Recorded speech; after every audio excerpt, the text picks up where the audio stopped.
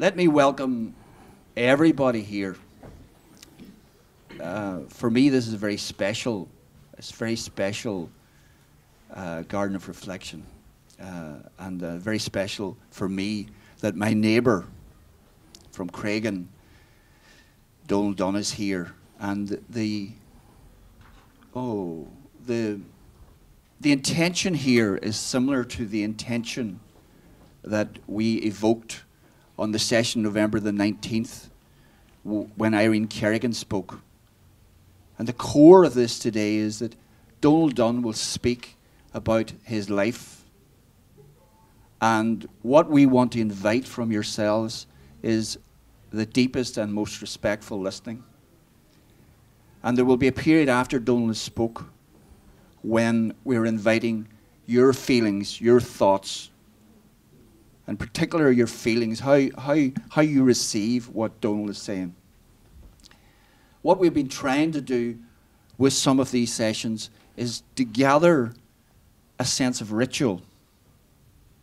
So as in preparation for Donal coming into this room and you all coming into this room, we have done a number of little things. You might see that there's a candle here, there's water, there's salt, there's a feather. It's a North American Indian ritual around healing. And so the intention here is the deepest and most respectful listening in support of understanding, in support of healing. In particular, I've invited Stephen McLaughlin to be a special witness to what is going to be said. And I've invited Mayor Brenda Stevenson, who also, we were very grateful that you were able to come on November the 19th to hear Irene Creggan. And I know that that mattered to you, and which is why you're here again today. But all of us are witnesses today. And we've invited Tracy McGrory, who at about 5 to 2 is going to play a piece of music on the fiddle, which is in response to what has happened, and is some of which will be improvised in response to what she hears from Donal and from everybody. So you're all very welcome. I'm delighted that, I don't know, this is Mr. Burgess, Derry Burgess. I'm delighted Derry was here, and I think you might hear why there is a synchronicity in Derry being here today as this session unfolds. So thank you very much. I want to welcome Donal. As with Irene, he's a bit nervous. So over to you. And thank you so much for being here. Thank you, Eamon. Firstly, I would like to thank yourselves for coming here today. I'm sure some of you could be doing your shopping. Plus it's a bitter cold day and you could stay in the house just as handy.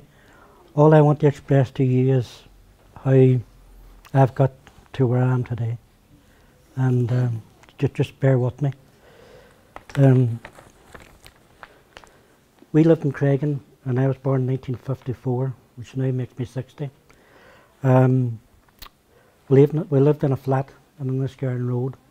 At that time, most people lived in flats, if they were lucky enough. And then eventually we moved into a house, a 3-bedroom house, down in Eastway Gardens.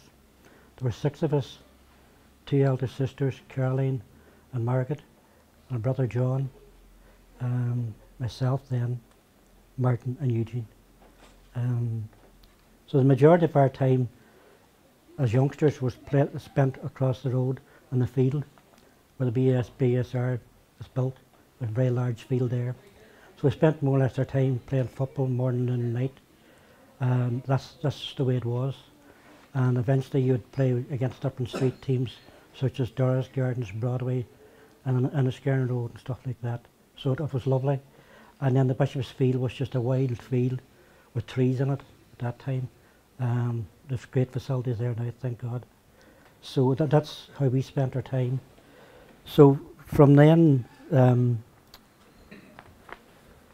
my experience regards what the so-called Troubles, as they're named, was the first time ever I think I've probably seen a coffin was Sam Devaney's coffin being brought out in William Street. I didn't know what was happening at that time. It was just a very large crowd. You're talking about thousands probably. So the first march I ever went on was in January 1972, which I was 17 then, was Bloody Sunday. And on that occasion, I seen James Ray getting shot. So that was another experience with Yard's death. And on that day, I was looking up behind a small wall down in Glenfata Park, and there was a priest or a Christian brother in front of me and somebody else in front of that. So the person who was in front of that was actually shot as well, so he was wounded. So I made my way home, and that was the only march I ever went on. So that was 72. So come to 74, I took up the trade of painting and decorating. I went to the training centre in Maydown. There was no training centre in Springtown at that time. You spent 6 months there. Then you came out in a placement to a painting contractor called Benny McLaughlin. I spent 9 months with him, and then I got a job then with the Department of Environment. That's probably the name of the Ministry of Public Buildings and Works. So that was seen to be as a great job and a job for life, and was a sort of end place to get into. It's like similar to regards workers getting jobs in DuPonts. You were guaranteed work, you were guaranteed your money, you got good facilities, you had your tea breaks, you had your overalls and tools and all provided for, which didn't happen out in the site. In the site you were lucky to get work, and if you got a Saturday, that was overtime and stuff like that. So I got the job working then in Ebrington Barracks. Previous to that, my father worked there, and previous to that again, my grandfather worked there. So there was 3 generations working there at the one time. And so I learnt my trade, the painting and decorating, sign writing, wallpapering, all with the Department of Environment. And on the 11th of January, 74, I was sitting having my lunch, and at that time, whenever the BBC News came on, there was pips before it, leading up to the 1 o'clock news. So I heard the pips, and I heard the news was about to start, and there was this massive explosion. I didn't know where it was, and you more or less just carried on eating your lunch. So then about 1:30, the foreman came in, and he says, "Right boys, up the yard, across the square, we have windows to put in." So going across the square, the apprentices were always told they take the top windows, and the older painters and glazers took the bottom windows. So I went and got a ladder, and I walked across with it, and I came to the building, and I was actually facing out onto May Street. So I climbed the ladder, looked out, and I could see the ambulance there and the police, probably the army. I don't remember seeing the army. And at that stage they're picking body parts up from the road and put them onto a stretcher or a bag. And having seen that, and then seen the wreck of the car, all you see was a chassis and 4 wheels and parts of the car. And whenever I looked at the car, I knew it was a Ford Escort, and I knew it was blue. And the one side of the wing was a different colour from the other. Now it was only a variation of a shade of blue. And for a second it hit me, that's our car. And I said, no, it couldn't be, type of thing. And so it just carried on, hacking the window out and looked out and went down the yard and cut the glass and came back up again. And then about 4:45 in the afternoon, the big thing about that job was it was definitely going to be overtime for the weekend, which meant extra money. And so I came back up again, and I was putting the glass in, and somebody came to the bottom of the ladder and asked me to come down, and I came down. It was 2 men dressed in suits, and they pulled out my daddy's licence, and says, can you identify this man here? I says, my father. And he says, well, the explosion outside, your father's dead. So at that stage he says, would you come with us? So I came down to the Creggan block, it was called then. You still see it. I went on the Creggan block, and they started questioning me in regards who drove the car and where was the car parked and so on and so forth. At that time I would have driven the car as well as my father, and only actually just the two of us had licence. That morning, the Friday morning, I had walked to work, basically because I was up early and I just decided to walk over. Some mornings I'd take a lift, some mornings I'd walk. Then meet up with some other lads and then walk on over to the work. But strangely enough, that morning I walked over my own. And so after they questioned me, I'm saying now, I said to them, what now type thing, but I don't know if that was the case at all. I just wanted to get up to the morgue to find out, because in my heart I said they have it wrong.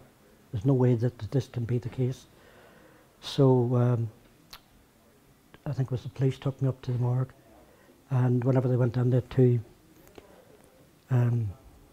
stretchers, whatever they are, with white covers over the top of them, and they pulled the first cover back, and the person who was passenger in the car, Mrs. Byrne, it was her body.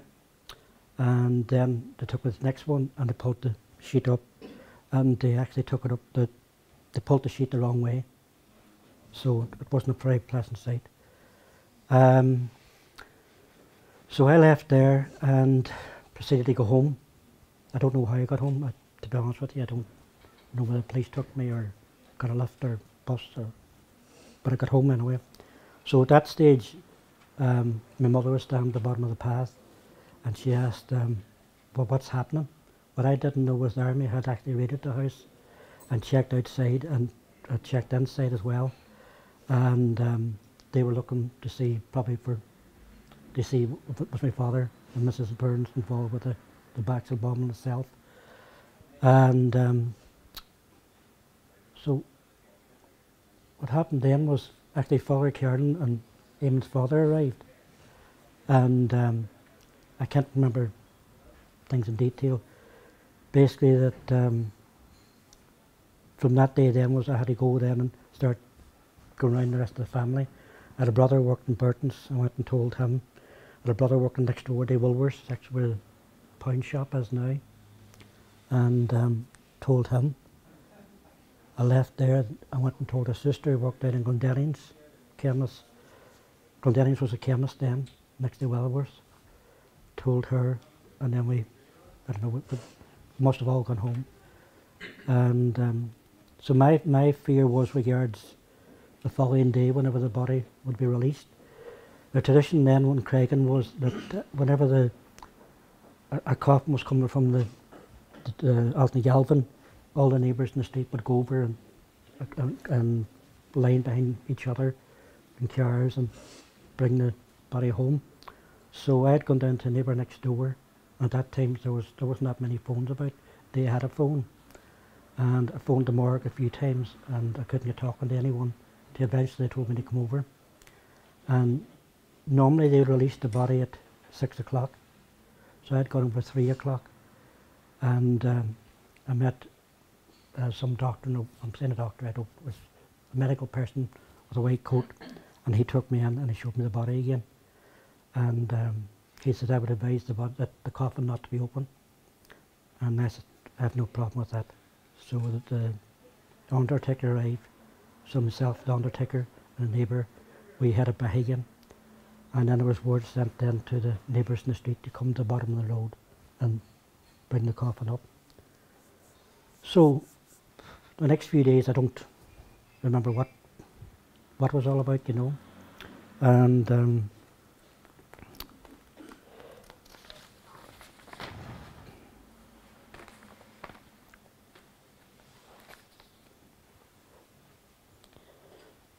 so the big question was, why us?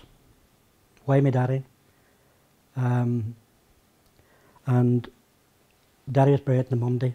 The Tuesday came out, I think, Monday, Wednesday, or Friday at that stage. So the Provisional IRA put a statement out saying they weren't responsible, but they would name those who were responsible in the following edition. That never happened. So between keeping your head down and keeping things to yourself and not wanting to upset the family, my father's name was very seldom used in the house. And I think it was more out of love than anything else, because we didn't want to be upsetting my mother firstly and the rest of us. So we all grieved in our own way as such. And at that time the only medication they would give you, there was no counselling, there was no sessions like this, it was just Valium. And the way the Valium started off was you get Valium 2, then you get 5, then you get 10, different strengths. But they would just numb the pain. So I tried my best to avoid that. As regards my mother, she worked 3 jobs. She worked in the BSR. They made records. And then after that she would do cleaning. And then just sitting there later in the morning then doing knitting. And just to give you a wee funny thing, I remember being at Mass in Creggan one night, or actually it couldn't be night, it was mid-morning, and there was somebody sitting in front of us wearing an orange jumper, and my mother was staring at me. I thought she was saying her prayers, so I didn't ignore her. If she didn't speak, you just sat there and you said your prayers, and that was it. Next thing I got a nudge saying, she's dropped a stitch there. You know, so even regards to wool, you know, the big thing in the house regards to wool, you got wool and yarns or something like that, yeah. So it was long like that. So you could turn the seats in the house to put your arms up. So eventually they stopped dropping, you know. So I must have been good at that because I kept getting the person to do it, you know. But so I say she spent most of her time regards doing iron jumpers, and we would want to school with different knitted jumpers and stuff like that. Like eventually we were cowbells or pockets, which you didn't see anywhere else type thing, you know. So she's a hard worker and she's a great mother. And my mother, of course, at that stage, with all this happening, she still has 6 children to rear. There was 4 at home. There was 1 getting married. That happened in January, the 1 getting married in the June. And there was 1 married. And so it was tough for her. Look, we didn't know how tough it was, but I'm sure it was extreme. So the big thing was kept hunting me back was why us, you know, if they wanted to plant a bomb in the car, and they want, for firstly, my point of view is, if you plant a bomb or you have a gun, you intend to kill or you intend to do damage, whether it be a life or a building. You're not going out to have fun and games. That's my own personal view on it. So regards them going and planting the bomb, it didn't matter whether so many soldiers are killed or such and such damage is done, it's wrong. That's the bottom line. But you kept asking, you know, I'm saying if I had travelled that morning in the car, the bomb was under my father's seat. If I had travelled that morning, would I have seen the bomb? Would I have felt the bomb? Would have known it had been there? Would have seen something different in the car? So that's hunting you. And then meeting people in the street, you know, who you knew or suspected that were involved with the IRA, but they wouldn't, they would actually turn away from you. And then you had people then who didn't want to speak to you, basically because they were embarrassed and didn't know what to say. So you're being rejected, we'll say, from the terrorists, you've been rejected from friends and different types of neighbours, and then you're getting rejected by the community then, you know. So it was a whole, that's a whole thing regards rejection, but it was embarrassing because you had done nothing, we as a family had done nothing, and that's why I said at the start, like the so-called troubles or war, or what do you want to call it, you know, our family was at war with nobody, like many other families in the town. Like they didn't go out, to me, if you only fight for Ireland, why not live for Ireland? You'll do more for living for Ireland than you will dying for Ireland. I say that's only my point of view. But so you kept soul searching, and eventually, about 18 months after it, I took some sort of breakdown. I don't know what it was. I mentioned regards to medication. I tried to avoid the medication as much as possible. And depression was there, which I didn't know what was actually called post-traumatic disorder. So it's a deep depression. Like you're talking about going to bed maybe for 3 days in a row or 4 days in a row and not wanting to get out of the bed, not wanting to face people, not wanting to come downstairs and talk to your family. So all this pressure was my mother as well as my brothers and sisters. And I didn't know, because depression is just like a flick of a switch. You don't wake up in the morning saying, I'm going to be depressed today. You just be depressed. A heaviness comes over the top of you. You get very dark stages. And the only way you can deal with it is by talking. And the last thing you want to do is talk to anybody. So that's how depression was working for me. I could very easily sit for hours upon hours and not speak at all. And that's why this is difficult for me today, because I don't normally project myself or talk about these things. And I don't like to be in the limelight. I don't like to be seen out there. I'm quite willing to sit back and let everything else happen around me. So regards the depression thing, it got bad, and it was tough to deal with. But you more or less get on with it, you know. So 25 years on, I went to the journal office of Buncrana Road that stage, because what was annoying me was the fact that some people in their own imagination and minds would say your father deserved it because he worked in a British establishment. He shouldn't have been there, and you shouldn't have been there, and your grandfather shouldn't have been there. Which I feel is totally wrong. All my father was a working man, going out to earn a wage, nothing else. And I think he's entitled to live that life. And sadly, he didn't. But regards, sorry, I'm forgetting what I'm jumping back to. 25 years on. I went to the journal office and asked them to do a report. So, on regards, what I wanted to do was to admit that whoever was involved with it would openly admit it and saying they did it, because the suspicion was on us that it was us as a family that were in partnership with IRA regards getting this bomb into Ebrington Barracks. These are the things that you're hearing back from people, you know, and that's what I'm saying regards. How people dealt with it at that time is totally different from now. Like, you're talking back 40 years. Like, medication, counselling, I say it wasn't even here telev. So I did the report in the journal, and that was on the Friday. On the Monday morning, and the Irish News, the front page, Barrack 2 innocent. So a local reporter had done the report for the Irish News, saying that official IRA admitted carrying out the bomb. The guy who did the report didn't even have the manners to contact us. They say the report was coming out. So straight away you're back stuck in the limelight again. My mother was getting phone calls regards from different papers saying what's your view on this and what's your view on that. I was actually working on Letterkenny at the time. And Radio Foyle, or one of the Mustard Radio Foyle, rang me, asked me for my views on it. I said, I don't even know what you're talking about. So they faxed through a copy of the Irish News page article, and I read it. And then I went on to Radio Foyle and gave a few words. From the time that I worked in Ebrington, I then worked for I worked for Enterprise Ulster for 9 months. Then I went to work with in Dublin. It was a group called ANCO.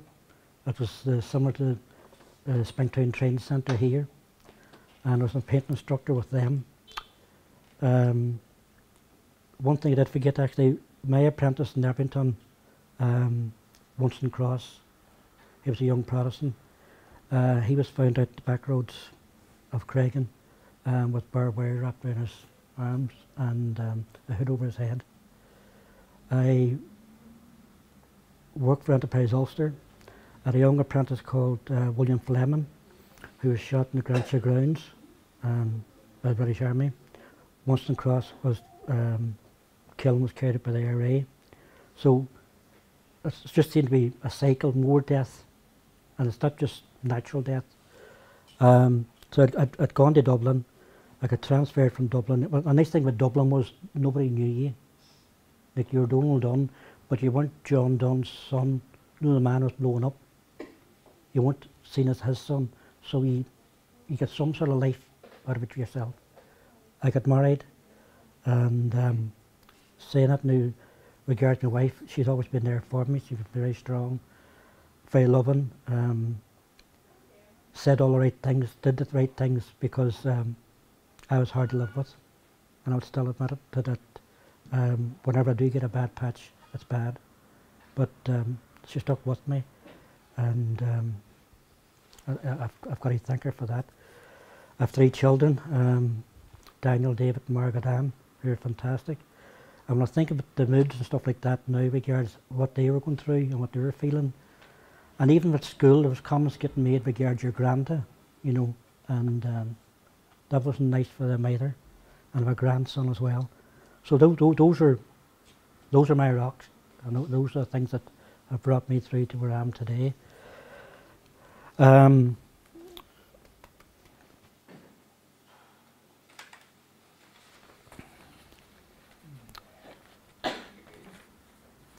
How I dealt with the whole thing was that I played a lot of football, I said, and then I went on to running. Don't ask me how I got into athletics, but I ran for Sparta.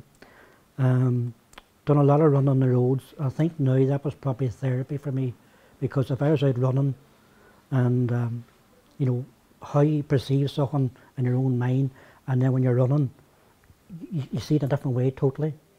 It just must be the adrenaline and the exercise. But so the run was a big saviour for me, and then I started studying.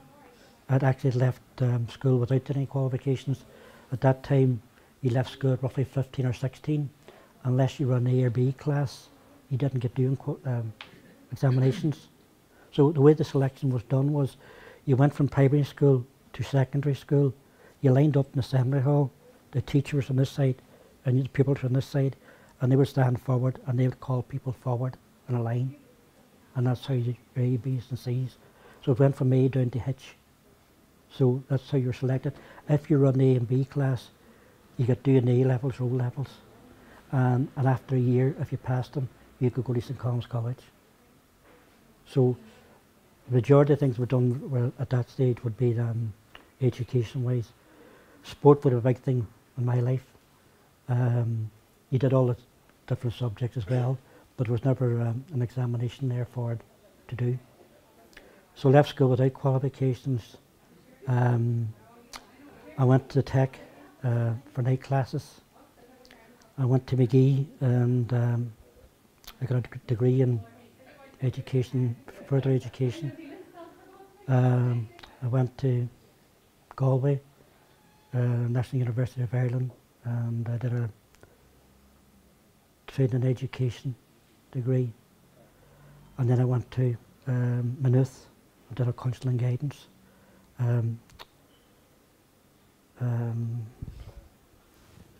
Higher diploma. Thanks, Simon. So with all those things regards the running and the education thing, and then I had another bad patch again, and so I'll go to Bridge House. Now, just to let you know, the services over there are free. I went for EMDR, what has to do with, it's eye memory, and there's 2 ways of doing it. The person who's sitting with you can move their finger in front of you and get your eyes to follow and then stop, and then whatever you wish to say, you say out that time. It was used in Vietnam a lot, with soldiers coming back from there.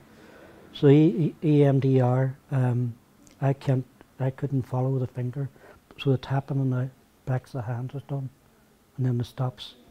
You say how you felt, or what's the feeling for you. So that worked for me for so many months, and then from that then I used cognitive behaviour therapy, CBT, and that's more like a talking board, like a talking and listening. But my problem was I hadn't talked out at all over those years. And for me to get to that stage, to talk out and say how I'm feeling, no, that's the last thing I wanted to do. Firstly, because all over the years I was probably protecting my family and keeping my head down and keeping my mouth shut.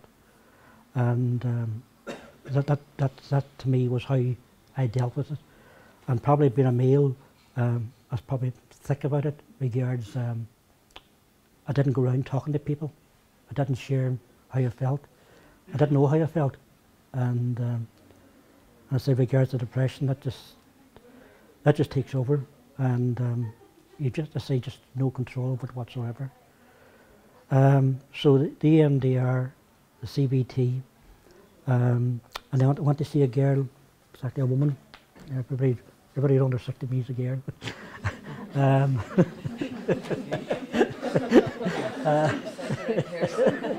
I went to see a person called Roisin Campbell, and she's up in Dromore, County Down.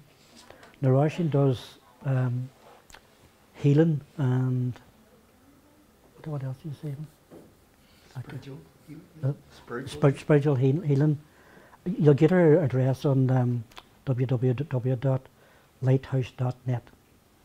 She's brilliant. Like, I went on to her and sat down with her, and once we got talking type thing, she says she could give me my initials of my children. She could tell me my mother's name. She could tell me my father's name. She could tell me how my mother died. And she said that she gave a description of my father, but the fact he couldn't walk, there was limbs missing, and she didn't know me at all. So she told me things that helped me. I have great faith in her, as I think, put it like this, it worked for me. It's like going to fortune tellers. Some people go to fortune tellers and they're told the right stuff. Other people go and it's totally different. But it's a sad thing, regards that, you know, you feel it as a family and you feel it as an individual, that you've had this loss of your father, and it was uncalled for and there was no need for it. And, you know, if it was their plan to plant a bomb in the car, a phone call could say there's a bomb in the car. It's that simple, you know. So you'd gone through all those thoughts and wanting to know this, that, and the other type thing. It just doesn't work, because the answer's not there. At the end of the day, whether you get £10,000 tomorrow or won the lotto, it won't bring your daddy back again. And that to me is the bottom line. So regards Roisin, the cognitive behaviour, the MDR and the family, that's what's brought me through the whole lot, because when my mother died in 2010, it was like Pandora's box just flying open. All the emotions, everything that I had came out that day, and I was uncontrollable, and it's something I just had to deal with. And that's where the cognitive behaviour and the other treatments came back in again. But regards death and regards losing someone, we all feel the pain and we all feel sorry for it. I think whenever it's a tragic thing and just someone's just plucked out of your mist just like that. Like, I met my daddy that morning at 11:15 and we waved and we had a chat, and that was the last I seen of him. The next thing I seen him, I was up in the morgue. But anyway,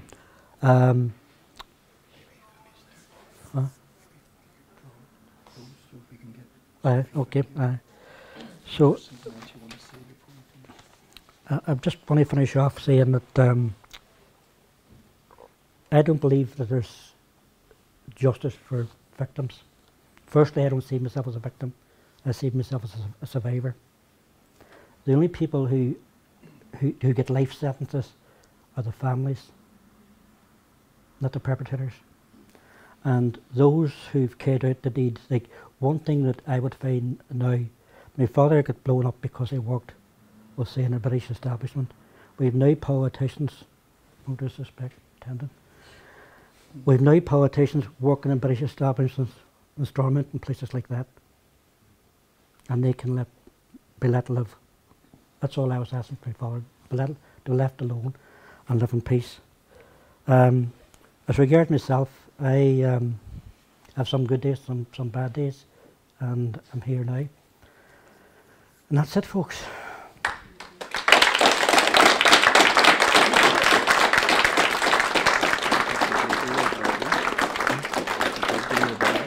Bad day.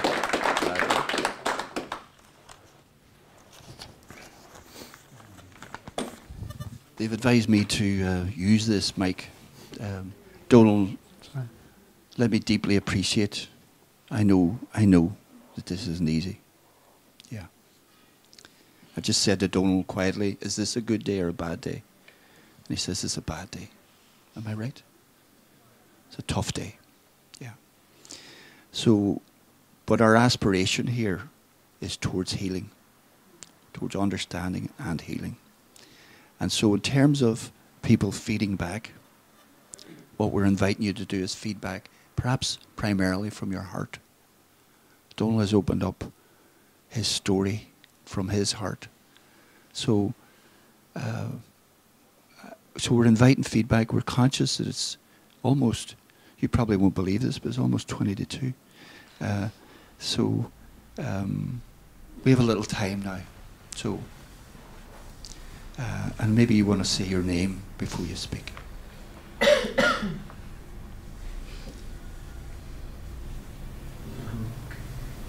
Stephen's my name, and you invited me in to be here today, and I know Donal,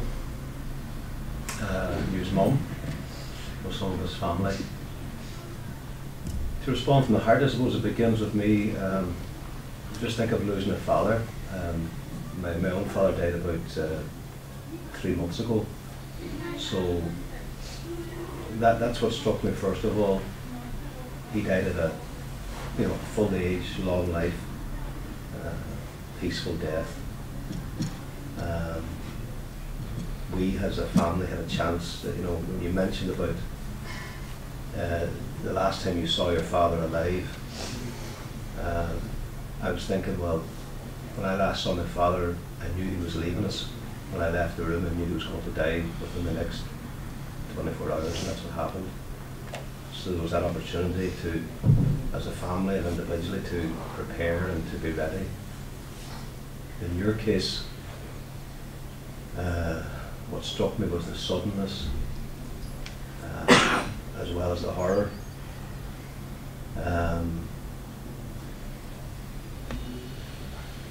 And the other aspect of it was the sense in which, again, as a family, when your father died, there was an acknowledgement by people, by the local community. And I felt, as you described what happened to you 40 years ago, there was that sense of things not being acknowledged. It was as if it was a quiet, embarrassing grief.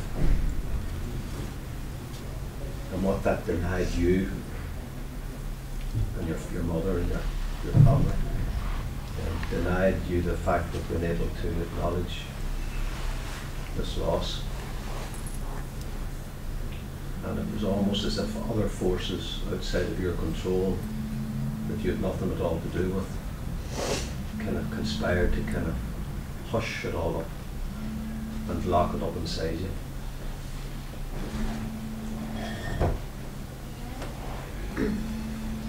And just today, to me, it's about acknowledging it, what happened to you as a result of your father's death.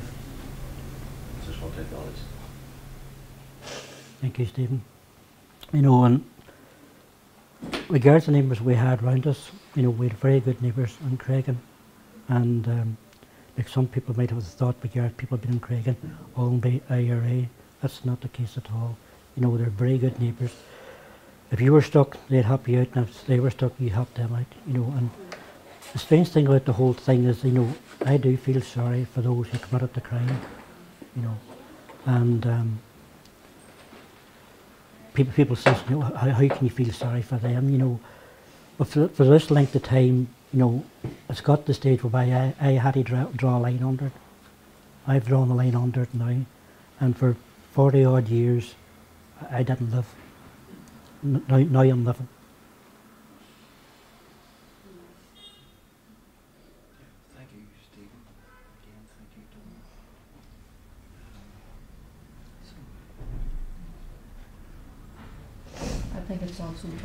don't know, you know, as a family we both lost my daddy, because we know what it's like.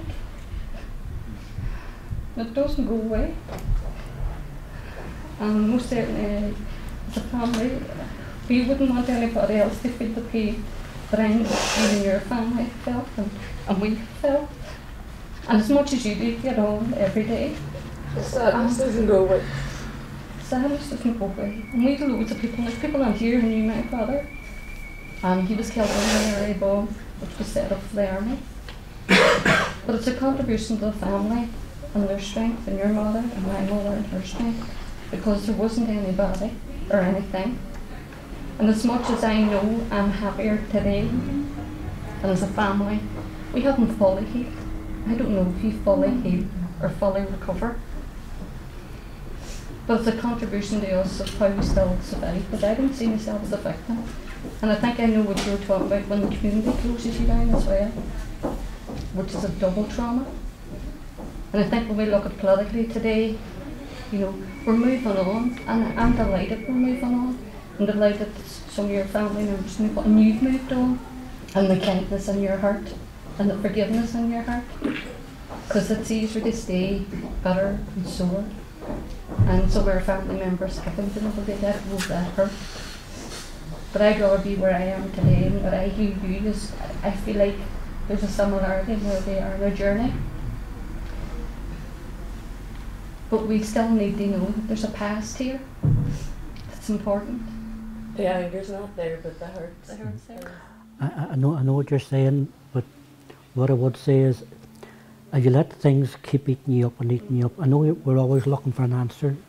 You're not going to get the answer that we want. I'm talking for both of us and some of the rest.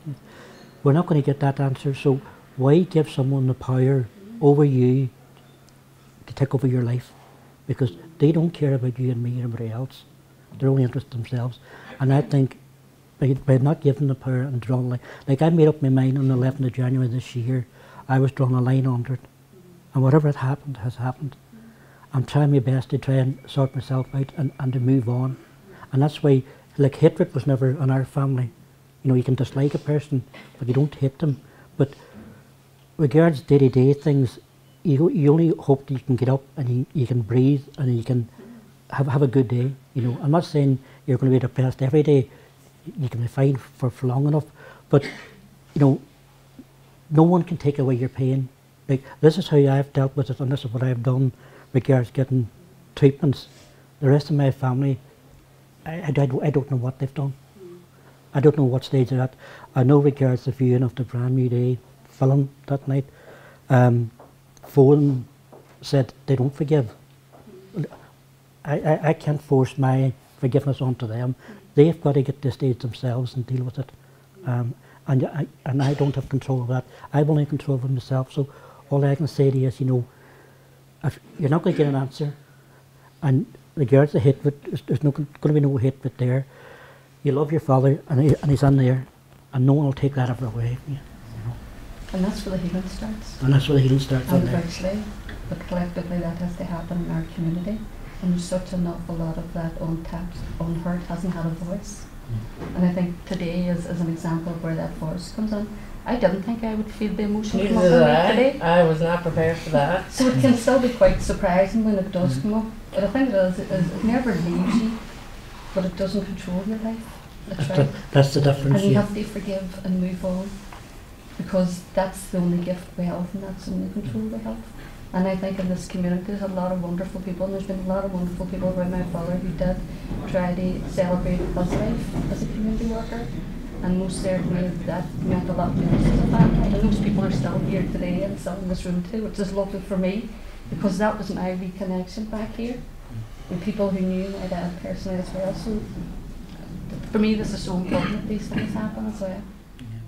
And I know that you're Noella McConalogue, and I know that you're Roshi McConalogue, but maybe not everyone else does. So, and your daddy was Frankie.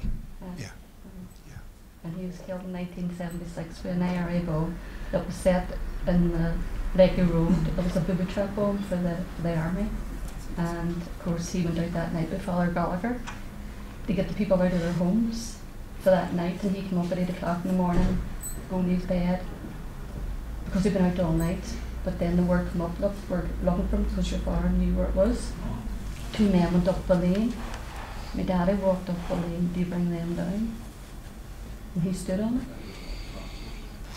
But that was, you know, and that was the sudden shock, blah, blah, blah. But you blot it out for years, and it took me 25 years to bury my daddy. And that's the reality. But nobody sees that reality. But I am who I am today. I always look for the treasure in the dark. And the treasure in the dark is I do what I do today because of my history. And that helps me do what I do. And if people get hope in this, then isn't it wonderful? And I think meeting you today at this has been wonderful for me. And it's been able to relate to people on a real emotional, honest level. Having empathy for people, I think is the biggest gift we can give to each other. And I certainly, my stomach was rolling when you were talking, but I was very touched. Even, you know, anecdotes about the knitting and everything else, so it's just lovely. It just takes you back to that time, you know, and I never thought I would be sitting here crying about the strangers either, you know, because you do the work, you think you hate, but I just realised today you never really truly get over it, you know, but it's a good thing, you know. Thank you for today. Thank you. And I know we've similarities. The girls both just lose my daddy, and you had a bigger family than us. And, you know, there's no easy way around it. And no matter, like, I had those notes with me, and after a while, I was just back in Ebrington Barracks, step by step. And that's what I'm saying today is a bad day for me, because everything's churned back up again, and I've got to deal with that now. And I will deal with it, you know. But not just ourselves have gone through pain, like everybody else has gone through pain of some description, like whether they're IRA's parents or UDA or UVF parents or whatever they are.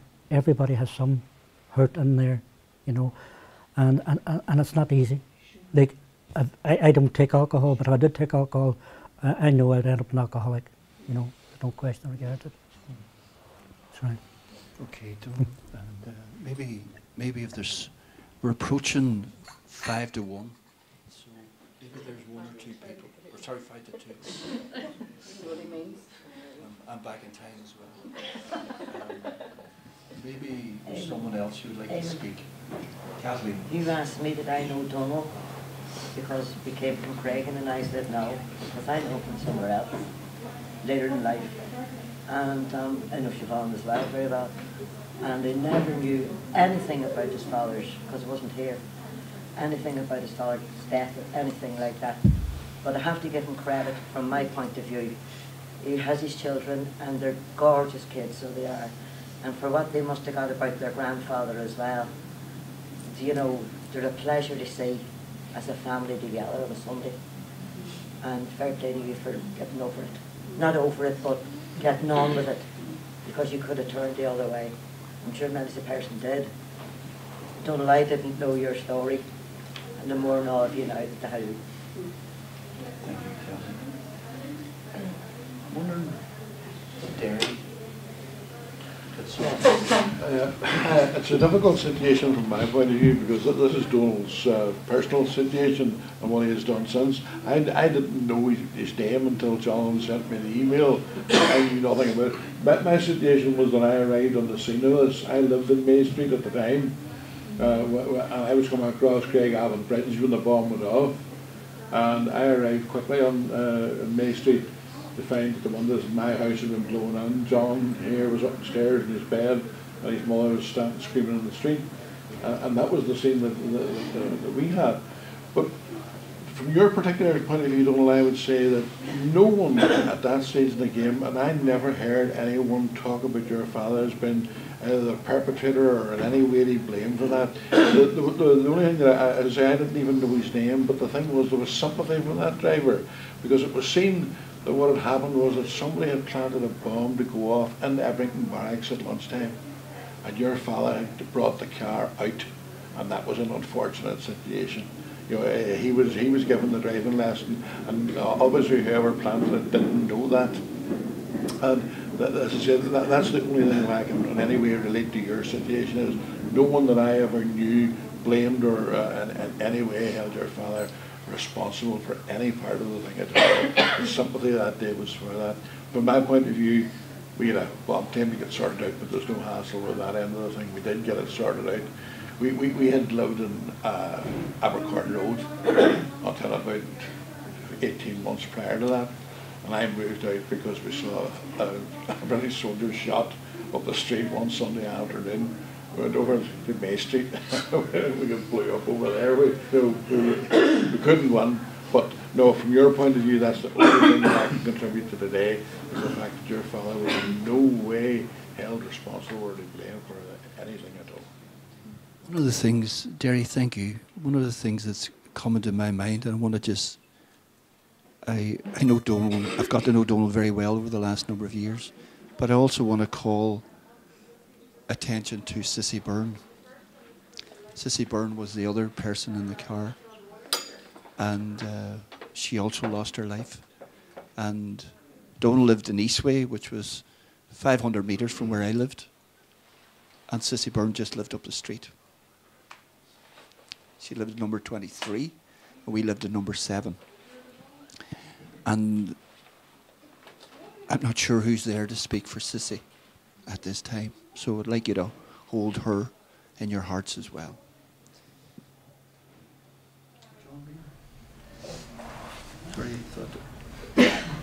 No, I mean, I think, I mean, I thought about saying something, but Roisin and Noel have spoken so deeply from the heart, and I haven't been in that situation, but I mean, one of the things that struck me, Donal, when you were speaking was it's a life sentence for yourselves, and that seemed to be so real, and a recurring theme with people who've lost relations, and the perpetrators get a couple of years at most, maybe, some of them.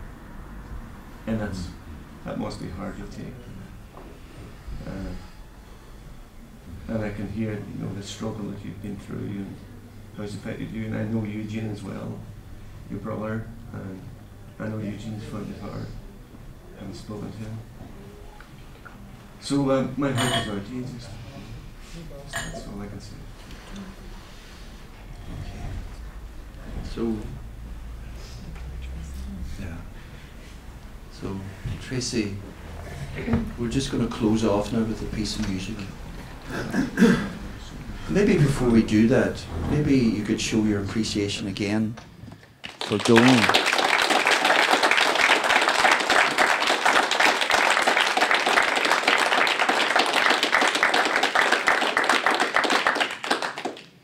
And let me thank all of you for being here. Thank you for being here. As Donal said at the beginning, it's a cold day, it's a wet day. You've chosen to be here. So thank you for being here. Yeah, everybody.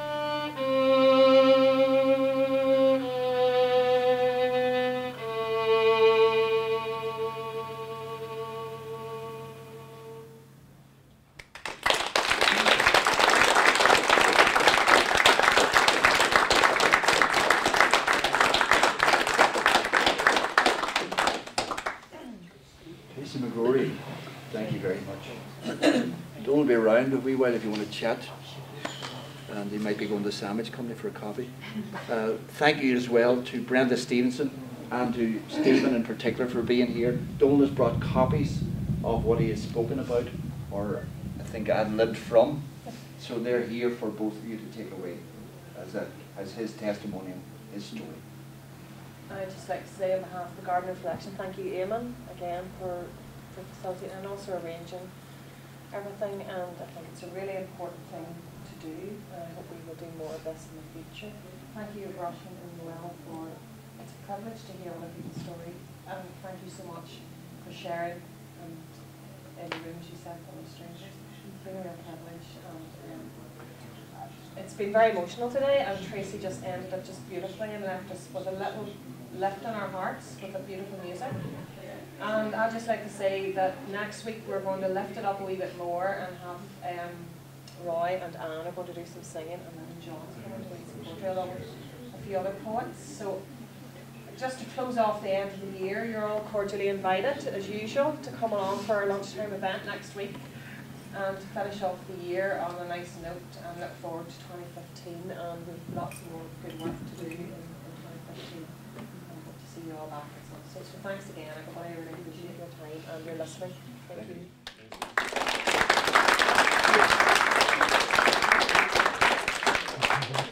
Thank you.